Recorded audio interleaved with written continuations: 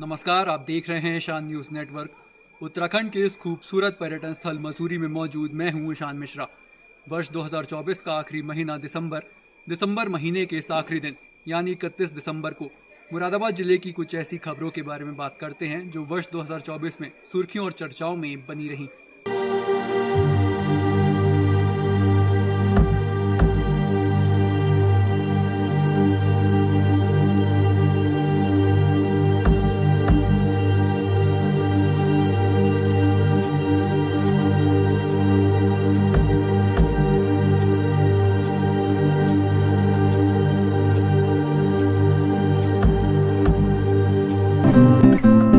आगामी 22 जनवरी को अयोध्या में राम मंदिर की प्राण प्रतिष्ठा होनी है। इसको लेकर पूरे देश में अलग ही उत्साह है।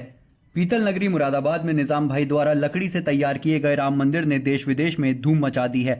गंगा जमुनी तहजीब के शहर मुरादाबाद में हैंडीक्राफ्ट उत्पाद के विक्रेता निजाम शमसी ने राम मंदिर के मॉडल तैयार कर दिखा दिया है कि धर्म अलग अलग हो सकते हैं, लेकिन ईश्वर की परिभाषा एक ही है, इंसानियत और मोहब्बत।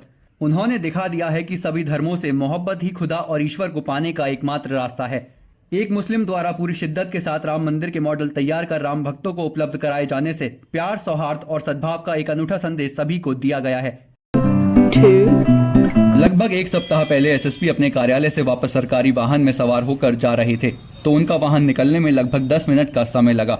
अगले दिन बीते गुरुवार को अपने ऑफिस के लिए निकले मुरादाबाद के एसएसपी हेमराज मीणा की कार कलेक्ट्रेट से पहले इसी जाम में फंस गई। सड़क पर दोनों साइड वाहन खड़े थे। इनमें से ज्यादातर वाहन सड़क के दूसरे साइड बने अधिवक्ताओं के चेंबर्स में आए लोगों और अधिवक्ताओं के ही थे, जिसकी वजह से एसएसपी की गाड़ी उनके ऑफिस तक नहीं पहुंच पाई। ड्राइवर ने हॉर्न हूटर बजाया, लेकिन फिर भी वाहन मालिकों ने अपने वाहन नहीं हटाए। जब एसएसपी ने देखा वाहन खड़े हुए हैं तो वे गाड़ी से उतरकर एकदम एक्शन में आ गए। इस दौरान अनेक दोपहिया वाहनों के चालान भी तत्काल यातायात पुलिस द्वारा काटे गए। सूचना मिलने पर सीओ कोतवाली एवं इंस्पेक्टर सिविल लाइंस भी वहां पहुंच गए। एसएसपी ने ट्रैफिक पुलिस को निर्देश दिए कि किसी भी तरह से यहां अतिक्रमण न हो। एक अभी दुकान बना रखे हैं, दूसरा यहाँ पे आगे बस्ता लगा रखा है। तरीका होता है और लोगों को 50 बार मैंने बोल दिया कि भाई यहाँ रास्ता जाम मत करिए।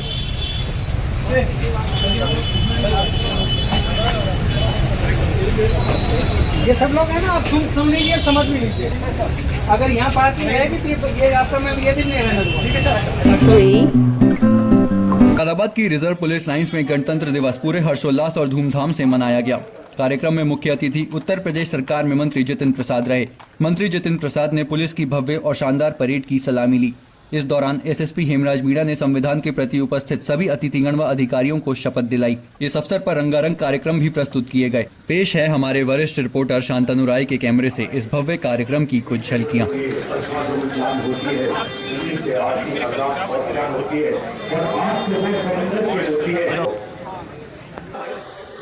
यार क्या कर रहा हूँ?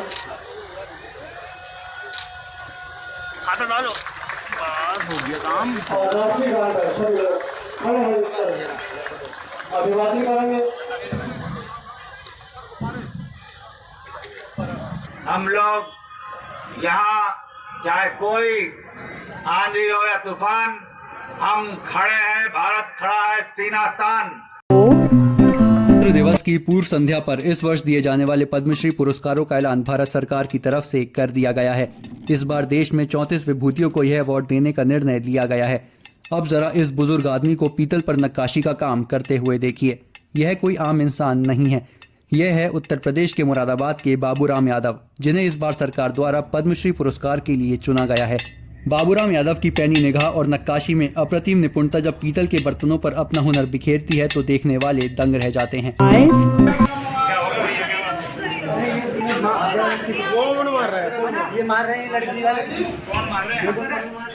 मंगलवार को कलेक्ट्रेट में एसएसपी ऑफिस के सामने हंगामा हो गया। एसएसपी से सुरक्षा की गुहार लगाने आए प्रेमी युगल पर युवती पक्ष के लोगों ने हमला बोल दिया। फिल्मी अंदाज में हमलावरों ने युवक को पकड़कर हाथों और लातों से पिटाई शुरू कर दी। हमले से घबराए युवक ने जब बचने का प्रयास किया तो उसके कपड़े फाड़ दिए गए। हमलावरों ने एसएसपी ऑफिस के सामने पागबड़ा पुलिस के खिलाफ नारेबाजी भी की। पागबड़ा थाना क्षेत्र के गुरेठा गांव निवासी प्रेमी युगल एसएसपी से मिलकर सुरक्षा की गुहार लगाने आया था। बताया जाता है कि प्रेमी युगल को युवती के परिजन से खतरा बना हुआ था। मंगलवार को दोपहर प्रेमी युगल एसएसपी ऑफिस के सामने था कि 5-6 लोगों ने उस पर हमला बोल दिया।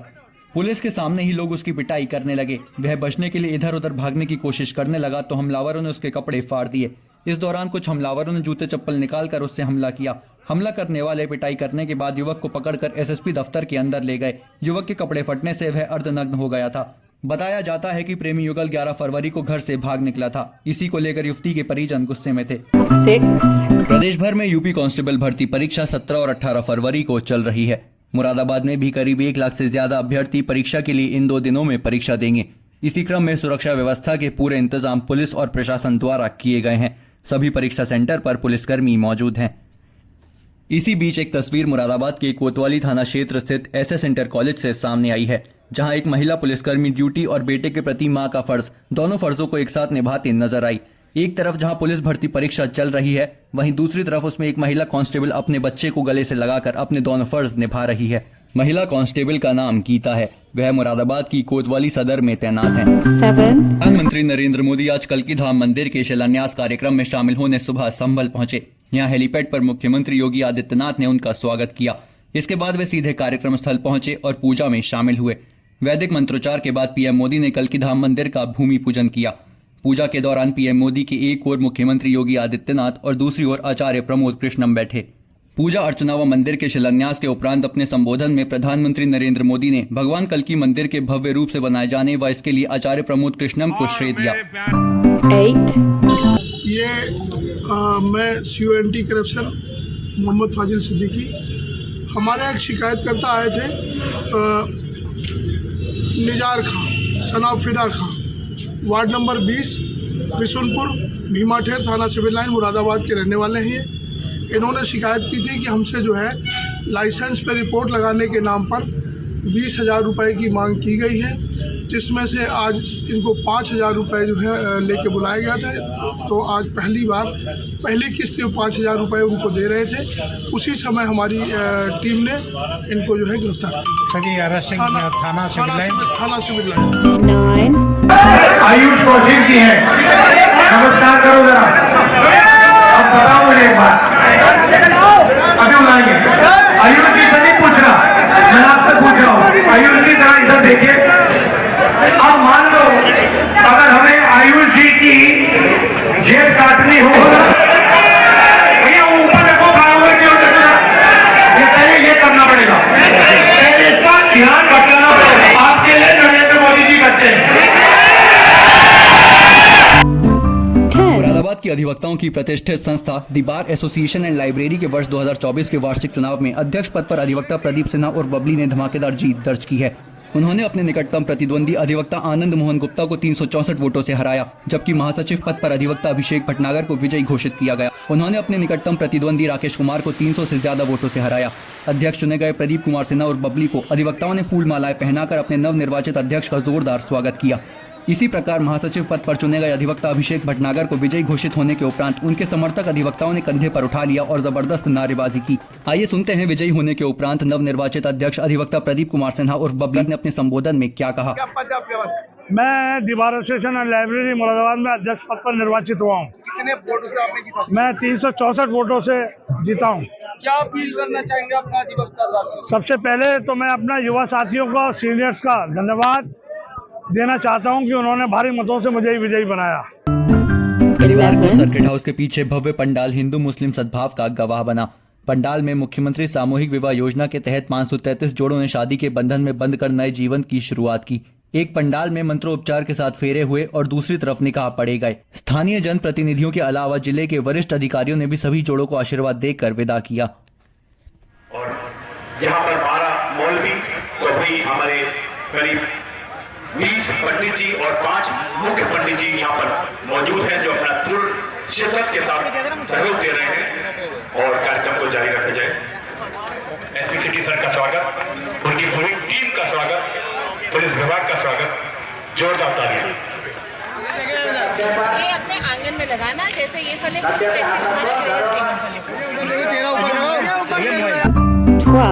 आज मुरादाबाद जंक्शन से गुजरने वाली पहली वंदे भारत ट्रेन दोपहर 5 बजे जब मुरादाबाद स्टेशन पहुंची तो उसका जोरदार स्वागत किया गया। बता दें कि यह मुरादाबाद रेल मंडल की दूसरी और मुरादाबाद जंक्शन से गुजरने वाली पहली वंदे भारत ट्रेन है। रेलवे की ओर से इस अवसर पर जनप्रतिनिधियों को भी रेलवे स्टेशन पर बुलाया गया था। रेलवे स्टेशन पर इस दौरान सांस्कृतिक कार्यक्रम भी आयोजित किए गए। पीएम नरेंद्र मोदी ने वर्चुअल माध्यम से इस ट्रेन को हरी झंडी दिखाकर देहरादून स्टेशन से लगभग 9 बजे इस ट्रेन को रवाना किया। रेलवे के सभी वरिष्ठ अधिकारी वंदे भारत के उद्घाटन कार्यक्रम में शामिल होने के लिए देहरादून पहुंचे थे, जो इसी ट्रेन में सवार होकर मुरादाबाद पहुंचे। स्वागत कार्यक्रम के पश्चात इस ट्रेन को लखनऊ के लिए रवाना कर दिया गया। बीच में बरेली स्टेशन पर भी 5 मिनट के लिए वंदे भारत का ठहराव होगा। 13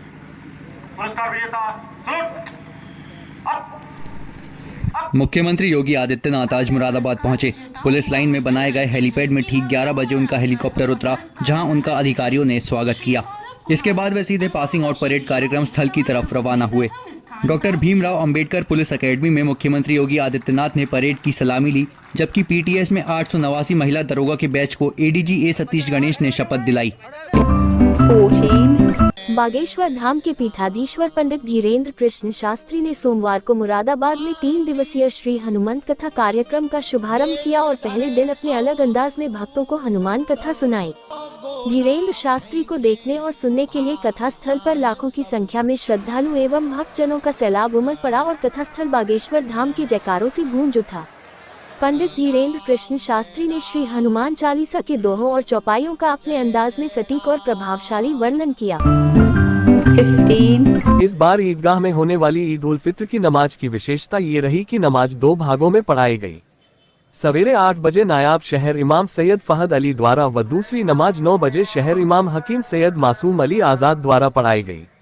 मुस्लिम समाज के अतुलनीय सहयोग और 2 भागों में नमाज पढ़ाए जाने के चलते सड़कों पर कहीं भी नमाज नहीं पढ़ी गई और ईदगाह की नमाज नितांत शांतिपूर्ण ढंग से एवं व्यवस्थित रूप से संपन्न हुई। 16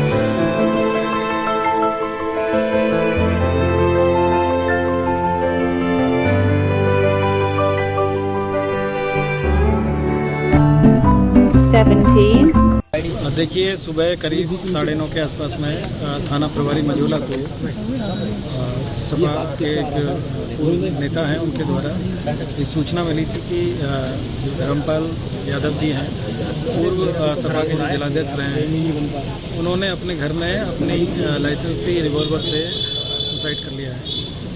और यहाँ मौके पे थाना प्रभारी और क्षेत्राधिकारी और एसपी प्रभारी एसपी सिटी और मेरे द्वारा घटनास्थल का निरीक्षण किया गया। फॉरेंसिक टीम है, उसके द्वारा भी घटनास्थल का निरीक्षण किया गया है। प्रथम दृष्टया देखने में लग रहा है कि ग्राउंड फ्लोर पे एक छोटा स्टोर टाइप का एक रूम है और उन्होंने राइट साइड पे एक छोटा बैग है, उसी लाइसेंसी रिवॉल्वर है, उससे गोली मारी गई है और इसमें प्रथम दृष्टया देखने पे आत्महत्या लग रहा है।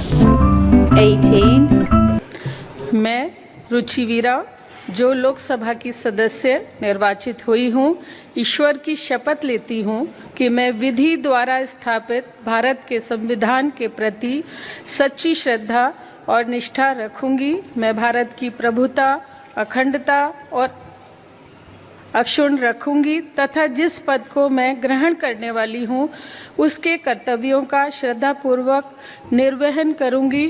जय समाजवाद, जय संविधान। 19 लगातार संदिग्ध मौतों के चलते मुरादाबाद की तीर्थंकर महावीर यूनिवर्सिटी विवादों के घेरे में है।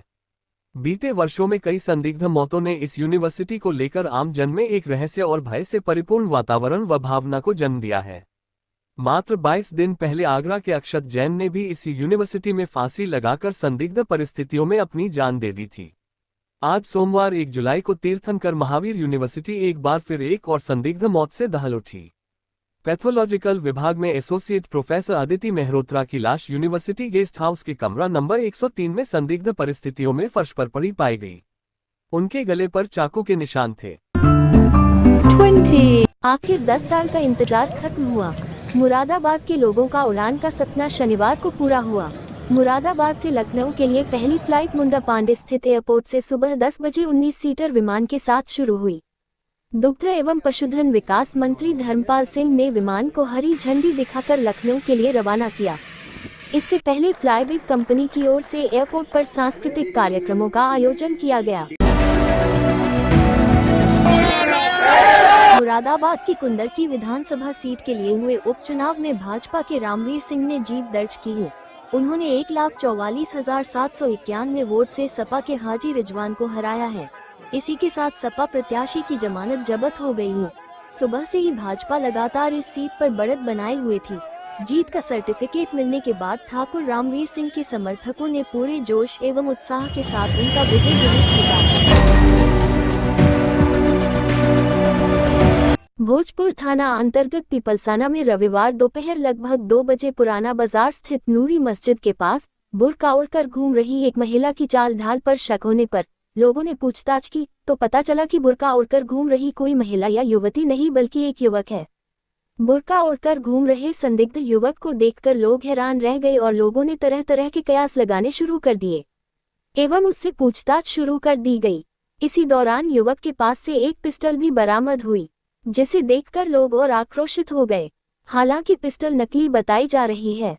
मौके पर मौजूद लोगों को लगा कि युवक किसी वारदात को अंजाम देने की नीयत से बुर्का ओढ़कर और पिस्तौल लगाकर घूम रहा है।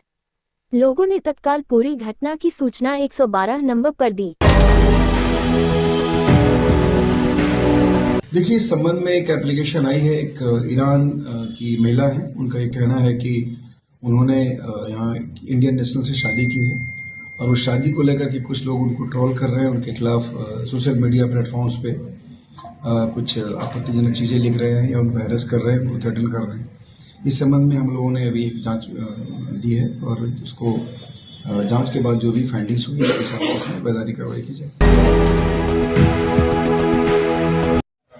देखिए, आज लगभग 3 बजे के आसपास ये थाना नागफनी का दौलत बाग मोहल्ला है, कब्रिस्तान है। यहाँ पर एक व्यक्ति के ऊपर चाकू से वार करने की सूचना मिली थी। उसके बाद जब तत्काल यहाँ पे पुलिस पहुंची, पुलिस को पता चला कि उसको अस्पताल ले गया गया है। मुरादाबाद के 100 साल पुराने गौरी शंकर मंदिर के बंद होने का मामला उजागर होने के बाद पुलिस और प्रशासन की टीम नागफनी थाना अंतर्गत झब्बू का नाला स्थित मंदिर पहुंची और मंदिर के मुख्य दरवाजे का ताला खोला। यह मंदिर मुरादाबाद में हुए 1980 के दंगों के बाद से ही बंद है। गुरुवार को स्थानीय लोगों ने कलेक्ट्रेट पर प्रदर्शन कर मंदिर खुलवाने की मांग की थी और जिलाधिकारी कार्यालय के बाहर प्रदर्शन किया था। 1980 के दंगों के दौरान मंदिर के पुजारी भीमसेन की हत्या कर दी गई थी, जिसके बाद पुजारी का परिवार पलायन कर महानगर के लाइन पार्क क्षेत्र में जा बसा है। Kapag ko ba simbraw bawat atainok Bilsigi talo namin dyan gitang sikanok Bye bye bye bye Bye bye Kapag wata tainok Namanam dyan gitang jok Bye bye bye Hajali kulgrik bye bye। Latest news update जानने के लिए subscribe करें हमारा channel Ishan news network और हाँ, bell icon दबाना मत भूलिएगा।